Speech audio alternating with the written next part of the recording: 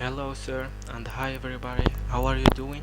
I hope that all is fine. Just before to start with my presentation, I want just to thank you Mr. Tamer about your perpetual helps and kindness, so without it this monography will not be exist. And my deep appreciations goes to my classmates and friends, especially those who are worked with me to achieve this honorable monography. So just to make you remember that our project is teaching reading, and my partners was Fatma Ifkin and Khalidi Dotfrat and Brahim Illarza. So to do that successfully, we try to follow a plan of 4 chapters. The first chapters focus on definition of TEFL and a brief history about it. After that, we shed the light on the types of reading in order to make a distinction between intensive and extensive reading, and the third chapter is going to examine how it has been dealt with the issue of teaching reading at the early stage and in comparison with now, basically strategy, methods and techniques. And the first chapter and the last one is going to examine the reason of reading. Is it for pleasurable or in? So let's begin with my presentation, which take the second part, the second chapter, types of reading, in order to make a distinction between intensive and extensive reading. Yes, as we know that extensive and intensive reading have been the hot topic for many years in the field of linguistics. First, we should to make a clear definition of intensive reading in here.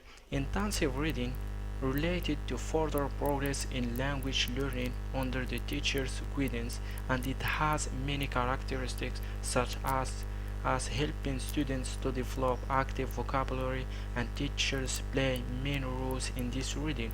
Moreover, the aim of intensive reading involves focusing not only on what the text means but also how the meaning is produced, and teachers, as I mentioned before, play main roles in this reading.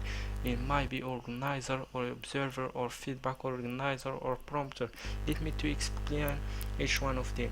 In organizer, the teacher need to tell students what exactly their reading purpose, and the observer, when teachers ask students to read on their own, he need to give them a space to do so. Oh, and while students are reading, he can observe their progress. Feedback organizer, when students have completed the task, he can lead the feedback to check that as they have completed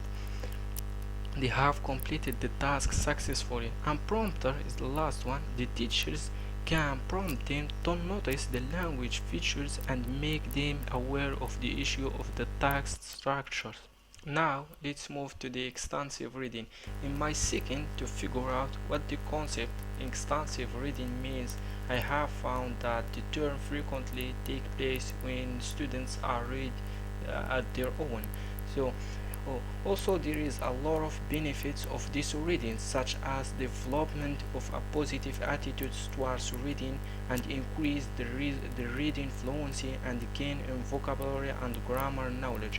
Moreover, it might also notice that the aim of extensive reading is to encourage students to cover a large amount of materials in a short time to gain a general understanding.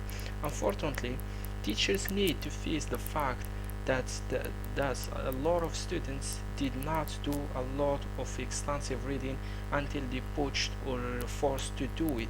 Ironically, some teachers ask students to read extensively, but for the teachers themselves, they do not have any idea of what their students read or have reading. So, by giving each concepts of intensive and extensive reading a clear definitions, we can now come with the conclusions that the difference between intensive and extensive reading is the intention.